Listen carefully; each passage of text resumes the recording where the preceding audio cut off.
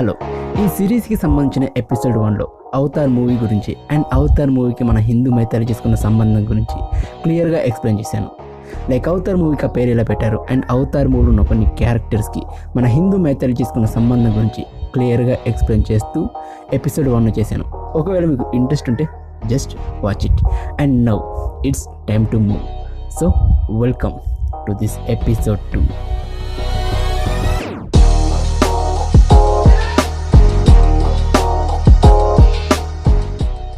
Interstellar ఈ movie సింపుల్గా space adventure story and చాలా బాగుంటుంది, కానీ కొంచెం కన్ఫ్యూజింగ్ ఉంటుంది. దీనికి రీజన్ ఇందులో time dilation, black hole, worm hole, string theory, tesseract, 4th and 5th dimension ఇలా చాలా సైన్స్ పత్రాలు ఉంటాయి. సో ఈ అన్నింటినీ స్టోరీలో వాడేశారు.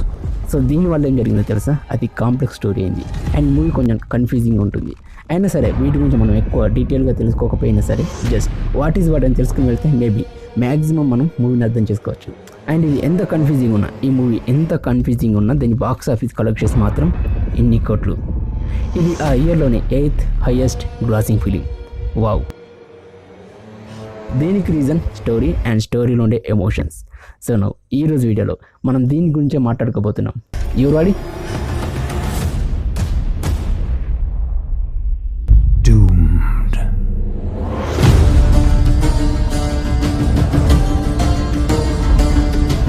సో ఇప్పుడు మనం ఉంటున్న ఈ భూమి పైన ఇకపై పంటలు పండడం చాలా కష్టం. సో ఒకవేళ పంటలు పండడం కష్టం అవుతే ఏమవుతుంది, మనుషులకు బతకడానికి కష్టం అవుతుంది. సో దీన్నే నాసా అర్థం చేసుకుంటుంది. సో ఆల్టర్నేటివ్గా మనం బతకడానికి వేరొక గ్రహం అంటే వేరొక ప్లానెట్ కావాలి. సో దానికోసం సెర్చ్ చేయడానికి ఒక మిషన్ స్టార్ట్ చేస్తుంది. సో ఈ మిషన్లో భాగంగా కొన్ని సిగ్నల్స్ని ఆధారంగా చేసుకొని సాటర్న్ దగ్గర ఒక వామ్ హోల్ పడిందని నాసా ఐడెంటిఫై చేస్తుంది. ఒకవేళ ఇఫ్ మనం ఆ వామ్ హోల్ నుండి వెళ్ళగలిగితే మేబీ మనం వేరే గెలాక్సీకి వెళ్ళచ్చు, అక్కడ మన భూమి లాంటి గ్రహం వేరొకటి ఉండొచ్చు అని నాసా అనుకుంటుంది. సో దాన్ని వెతకడం కోసమని, దాన్ని సెర్చ్ చేయడం కోసమని ఆ వామ్ హోల్ నుండి 12 మంది ఆస్ట్రోనాట్స్ని పంపిస్తుంది. సో ఆ 12 మందిలో జస్ట్ 3 మెంబర్స్, ముగ్గురు నుండి మాత్రమే మనకు పాజిటివ్ సిగ్నల్స్ వస్తాయి. సో ఇప్పుడు మళ్ళీ ఆ ముగ్గురు దగ్గరికి మరొక 4 ఆస్ట్రోనాట్స్ వెళ్ళి అక్కడ ఉన్న సిచ్యువేషన్ని అనలైజ్ చేసి, అంటే మనం మనుషులు బతకడానికి కావాల్సిన ఎన్విరాన్మెంట్ ఉన్నదా లేదా అని చెప్పి అనలైజ్ చేసి మళ్ళీ నాసాకి రిపోర్ట్ ఇవ్వాలి. సో ఇది మిషన్ ఫైన్.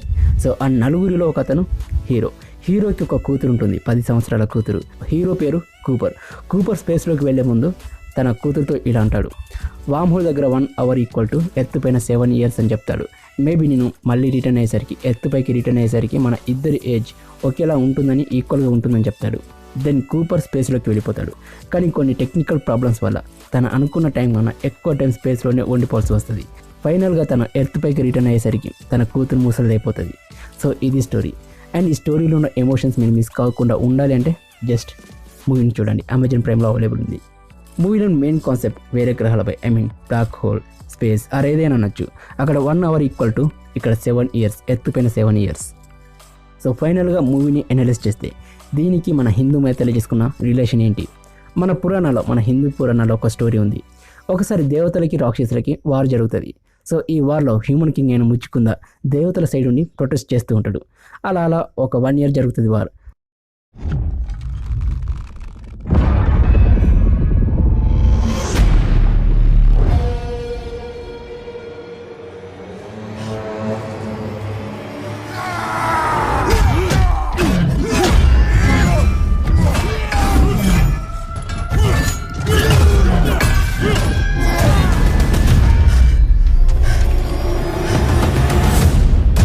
ఫైనల్గా వార్ ఎండ్ అయిపోద్ది and Muchukunda decide to go back to earth. అంటే భూమిపైకి రావాలని, తన ఫ్యామిలీని మీట్ అవ్వాలని డిసైడ్ అవుతాడు. కానీ ఇక్కడ ఒక పాయింట్, ఈ వార్ జరిగింది స్వర్గంలో. అప్పుడు ఇంద్రుడు ముచ్చుకుందతో ఇలా అంటాడు, స్వర్గంలో 1 year = ఎర్త్ పైన 360 years అని చెప్తాడు. అంటే ఈ వార్ పీరియడ్లో, ఈ 1 year పీరియడ్లో తన భూమిపైన ఉన్న తన రాజ్యం, ఫ్యామిలీ, ఫ్రెండ్స్, కొలీగ్స్ అందరూ డిస్ట్రాక్ట్ అయిపోతారు. సో ఇదొక స్టోరీ. అండ్ మరొక స్టోరీ ప్రకారం కింగ్ కంకుమద్ని తన కూతురు రేవతిని తీసుకుని బ్రహ్మలోకానికి వెళ్తాడు. ఒకసారి తనకు పెళ్ళింది కావట్లేదని చెప్పి అప్పుడు బ్రహ్మ టైం గురించి ఆ రాజుకు ఎక్స్ప్లెయిన్ చేస్తాడు. టైం అనేది డిఫరెంట్ ప్లానెట్స్లో డిఫరెంట్గా ఉంటుందని చెప్తాడు. సో ఆ రాజు అండ్ తన కూతురు జస్ట్ కొంతసేపు ఆ బ్రహ్మలోకంలో ఉన్నప్పటికీ, జస్ట్ ఫ్యూ అవర్స్ ఉన్నప్పటికీ మళ్ళీ ఎర్త్ పైకి రిటర్న్ అయినప్పుడు కొన్ని వేల సంవత్సరాలు ముందుకు వచ్చేస్తారు. సో ఇది స్టోరీ. సో ఈ 2 స్టోరీస్కి ఇంటర్స్టెల్లార్ మూవీకి చాలా రిలేషన్ ఉంటుంది. నెక్స్ట్ మూవీ మ్యాట్రిక్స్ 1999లో విడుదలైంది. బేసిక్గా ఈ మూవీ కంప్యూటర్ ప్రోగ్రామ్స్ మిషన్స్కి అండ్ మన మనుషుల మధ్య ఉంటుంది. 21st centuryలో మనుషులు ఏఐని బిల్డ్ చేస్తారు. ఆర్టిఫిషియల్ ఇంటెలిజెన్స్ని బిల్డ్ చేస్తారు. అవి 2199కి మోస్ట్ పవర్ఫుల్ అయ్యి వాటిని తయారు చేసిన మనుషులనే బానిసలుగా చేసుకుంటాయి. అలా బానిసలైన కొంతమంది మ్యాట్రిక్స్ అనే ఒక సపరేట్ వరల్డ్లో ఉంటారు. ఈ వరల్డ్ టైం పీరియడ్ మాత్రం 1999లో ఉంటుంది. అండ్ మోర్ ఓవర్ ఈ మ్యాట్రిక్స్ వరల్డ్ మొత్తం ఒక మాయలా ఉంటుంది, మొత్తం ఒక ఇల్యూజన్లా ఉంటుంది. సింపుల్గా మీకు అర్థమయ్యేట్టు కన్వే చేయాలంటే ఇదంతా ఒక ఊహా ప్రపంచం. ఆ ఊహా ప్రపంచంలో ఉన్న వాళ్ళందరూ ఏఐ కంట్రోల్ ఉంటారు. అంటే ఆర్టిఫిషియల్ ఇంటెలిజెన్స్ ఎలా ఆడిస్తే అలా అన్నమాట. సింపుల్గా మ్యాట్రిక్స్లో ఉన్న వాళ్ళందరికీ గాడ్ ఏఐ మిషన్స్. మన భగవద్గీతలో ఒక శ్లోకం ఉంటుంది, మనం ఇప్పుడు ఉంటున్నదంతా ఒక మాయ ప్రపంచం, పుట్టుకకి చావుకి మధ్యలో ఉన్న ఇదంతా ఒక నాటకం అండ్ ఇదంతా దేవుడు ఆడిస్తున్న ఒక ఆట. ఇలా చాలా ఉంటాయి. కానీ మనిషి అల్టిమేట్ టార్గెట్ మాత్రం అసతమ స్వర్గమయ, తమసోమ జ్యోతిర్గమయ, మృత్యోన్మ అమృతంగమయ. అంటే అజ్ఞానం నుండి సత్యాన్ని, చీకటి నుండి వెలుగుని, మరణం నుండి అమరత్వాన్ని పొందడం మనిషి అల్టిమేట్ టార్గెట్. మ్యాట్రిక్స్ మూవీలో కూడా ఇదే చూపిస్తారు. అండ్ మ్యాట్రిక్స్ మూవీ ఎండ్లో ఇదే శ్లోకం సేమ్ ఇదే శ్లోకం బ్యాక్గ్రౌండ్లో ప్లే అవుతుంటుంది. ఈ మ్యాట్రిక్స్ వరల్డ్ 1999లో ఉంటే రియల్ వరల్డ్ మాత్రం 2199లో ఉంటుంది. అంటే ఏఐ మిషన్స్ 2199లో మోస్ట్ పవర్ఫుల్ అయ్యి అదే ఇయర్లో ఉంటున్నా, అంటే అదే 2199 ఇయర్లో ఉన్న మనుషులనే కొంతమంది బ్రెయిన్స్ని హ్యాక్ చేసి వాళ్ళందరినీ మ్యాట్రిక్స్ అనే వరల్డ్లో పడేస్తాయి. So clear? Okay fine.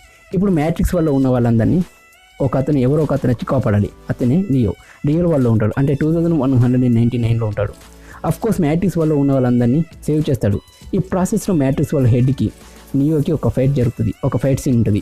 అది ఇంచుమించుగా మన మహాభారతంలో దుర్యోధనుడు భీమునికి మధ్య జరిగిన కొన్ని ఫైట్ సీన్స్ డిస్క్రిప్షన్స్తో పోలి ఉంటుంది. సో ఆ డిస్క్రిప్షన్స్ మన మహాభారతంలో ఉన్న డిస్క్రిప్షన్స్ చాలా వరకు ఈ ఫైట్ సీన్స్తో మ్యాచ్ అవుతాయి. ఇంచుమించుగా నియో క్యారెక్టర్ మన పురాణాల్లో చెప్పిన కల్కి అవతారాన్ని పోలి ఉంటుంది.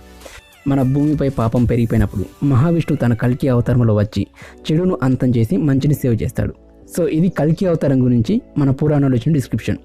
సో మ్యాట్రిక్స్ మూవీలో చెడ్డవాళ్ళైన ఏఐ మిషన్స్ని, వాటి హెడ్ అయిన ఏజెంట్ స్మిత్ని చంపేసి ఆ ప్రపంచంలో ఆ వరల్డ్లో ఉన్న వాళ్ళందరినీ నియో సేవ్ చేస్తాడు. దెన్ వాళ్ళందరూ రియల్ వరల్డ్లోకి వచ్చేస్తారు. సో అంతటితో మ్యాట్రిక్స్ వరల్డ్ ఎండ్ అయిపోద్ది. సో ఫైనల్గా వీడియో ఇది. అండ్ ఈ వీడియోపై కామెంట్స్ని కింద పోస్ట్ చేయండి. వీడియో ఇప్పటిదాకా చూసిన వాళ్ళందరికీ చాలా thanks. So see you in my next video. Bye.